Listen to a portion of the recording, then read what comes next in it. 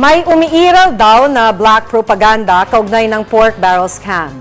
Ayon kay Senate President Franklin Drilon, kung may ilalabas daw na listahan ng mga pangalan ng mga umano'y sangkot sa scam, dapat suportado ito ng documentary evidence. Ipinauubaya na raw ni Drilon kay Blue Ribbon Committee Chairman Senator Chofisto Ginggona ang desisyon kung bubuksan ulit ang investigasyon ng PDAF scam sa Senado. Ayon naman kay Ginggona, pag-aaralan muna niya ang affidavit ni Napoles. Iginiit naman ni Drilon na wala siyang inilagak na pondo mula sa kanyang PDAF sa anumang NGO ni Napoles.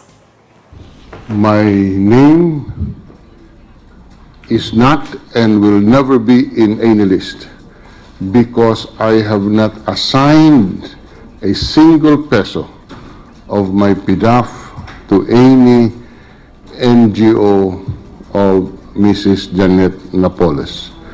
The only NGO that I have been working with for the past several years is the Federation of Filipino-Chinese Chamber of Commerce, where we build schools all over the country at half the cost of government contractors. And we have built over 1,600 classrooms.